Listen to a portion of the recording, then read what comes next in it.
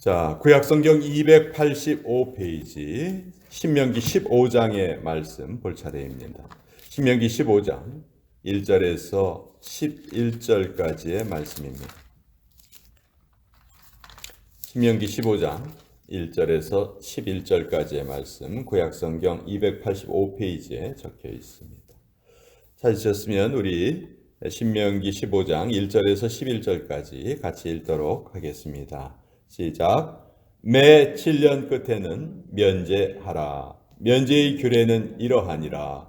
그의 이웃에게 구워준 모든 체주는 그것을 면제하고 그의 이웃에게나 그 형제에게 독촉하지 말지니 이는 여호와를 위하여 면제를 선포하였음이라.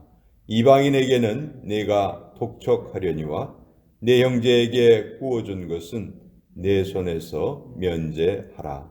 내가 만일 내 하나님 여호와의 말씀만 듣고 내가 오늘 내게 내리는 그 명령을 다 지켜 행하면 내 하나님 여호와께서 내게 기업으로 주신 땅에서 내가 반드시 복을 받으리니 너희 중에 가난한 자가 없으리라.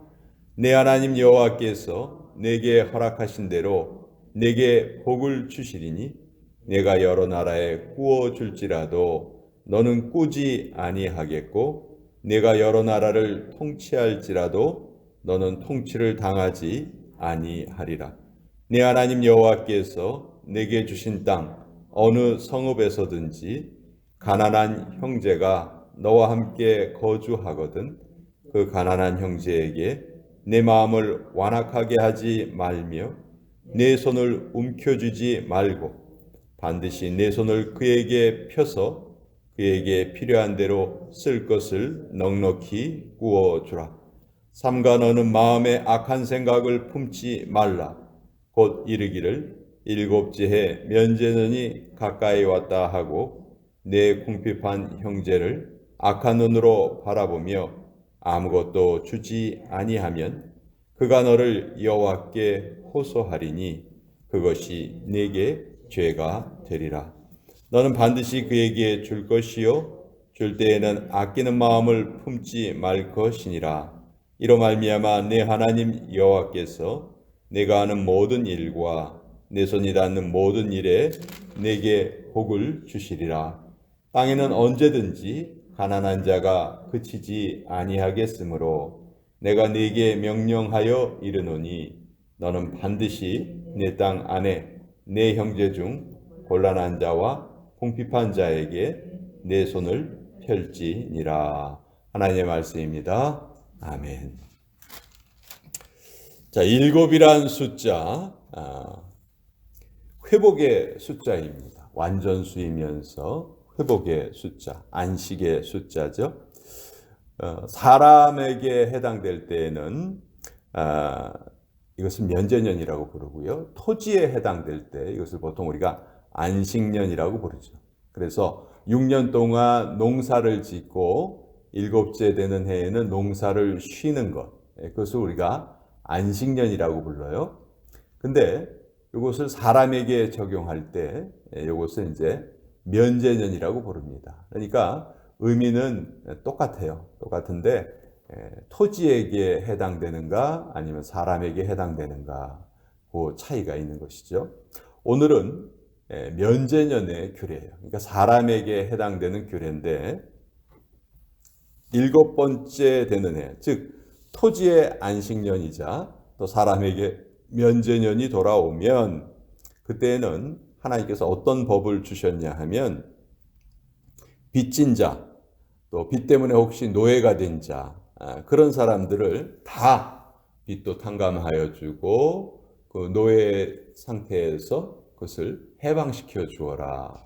그러니까 인간의 기본권이 돈 때문에 영향을 받아서는 안 된다. 돈 때문에 잃어버려서는 안 된다. 이렇게 말씀하시죠. 그렇지만 이 대상자는 히브리 사람들끼리만 이렇게 하라는 거예요. 만약 이방인에게도 이게 적용이 되면 히브리 사람들이 이방인에게 돈을 줬어요? 근데 받지는 못해요. 그럼 이제 뭐 히브리 사람들은 다 제대로 살아갈 수가 없는 것이죠. 그래서 요거는 우리 하나님께서 택하신 하나님의 백성들 사이에서 적용되는 규례다 하는 것입니다. 근데 잘 생각해 보세요. 이 세상 어떤 법에도 뭐 7년마다 부채를 탕감하여 줘라, 또 노예를 7년마다 해방시켜 줘라, 그런 법이 없죠. 이건 정말 놀라운 법이에요. 놀라운 법. 정말 성경에서만 우리가 볼 수 있는 그런 내용이다. 근데 하나님께서 또 뭘 약속하시냐면 이렇게 행할 때 내가 너희의 삶을 복되게 하겠다. 내가 너희의 삶을 완전하게 지켜주겠다. 그런 약속까지도 함께 주시는 것이지. 그러니까 어떻게 보면 우리 신앙이 모험이에요. 어드벤처예요. 어떤 면에서의 어드벤처냐면 하나님이 주신 약속은 늘 우리의 상식과 어긋나는 경우가 참 많습니다. 근데 우리의 생각은 상식대로 따라가야 돼야 내가 더 잘 될 것 같아요. 그러나 하나님은 그것과 정반대의 말씀을 하시죠. 그럼에도 불구하고 그 하나님의 말씀을 따라갈 때에는 더욱더 큰 하나님의 복이 우리를 기다리고 있다. 그것을 확인해 가는 것이 우리의 믿음 생활이다. 어떤 점에서 우리의 믿음 생활은 모험과 같다. 그렇게 말할 수 있습니다. 우리 미국도 1774년에 독립을 했죠. 그렇지만 독립을 하고 얼마 지나지 않아서 남북전쟁이라는 전쟁이 벌어지죠. 그 남북전쟁이 벌어진 이유가 뭐였습니까? 왜 남북전쟁이라고 합니까? 남쪽과 북쪽이 서로 상황이 달랐어요. 17세기, 18세기에 영국에서 이제 산업혁명이 벌어졌고, 그 산업혁명의 여파로 미국의 북부 지역에는 공장이 많이 생겼습니다. 그래서 많은 이제 그 생산품을 생산해냈는데 반면에 남부까지는 그 산업혁명의 영향이 미치질 않았어요. 그래서 남부는 따뜻한 지역이기 때문에 목화를 많이 재배를 했습니다. 근데 목화는 사람의 힘이 많이 필요한 노동 집약적인 그런 산업이거든요. 그래서 그것을 유지하기 위해서는 수많은 일꾼들이 필요했고, 그래서 노예들이 있었던 것이죠. 근데 이제 이 노예들에 대한 인권 문제가 대두가 되니까 이제 북쪽에 있는 사람들이 이제 성경을 이제 제시하면서 어떻게 그리스도인들이 노예를 둘 수 있는가? 그거는 말이 안 된다. 이렇게 주장을 했고, 또 남쪽에 있는 사람들은 그것을 또 받아들일 수 없었기 때문에 결국 전쟁이 벌어지게 됐어요. 그 전쟁의 결과가 어떻게 됐는지 우리 너무도 잘 알고 있고, 그래서 이제 미국 땅에서도 그 부끄러운 그런 모습이 이제 조금씩 사라지게 됐죠. 자, 하나님께서 제시해 주신 면전의 특징은 이제 7번째 해가 되면 모든 빚을 다 탕감해 줘라 이 말씀이에요. 근데 이런 경우가 있겠죠. 내년이 면제년이라고 한번 가정을 해봅시다. 올해가 6번째 해예요. 그러면 누구에게 내가 돈을 빌려줬다면 어떤 생각이 들까요? 내년이면 못 받아. 그럼 올해 안에 받으려고 빨리 좀 갚어, 빨리 갚어, 막 이런 식으로 독촉을 하겠죠. 근데 성경은 그것도 하지 말라는 거예요. 그것도 하지 말아라. 또 누가 나에게 찾아와서 지금 너무너무 힘든 일이 발생을 했는데 나 좀 도와주시오. 나 지금 경제적으로 너무 어렵습니다. 근데 내년이 면제년이에요. 그러면 내가 지금 돈을 줘봤자 내년이면 못 받아요.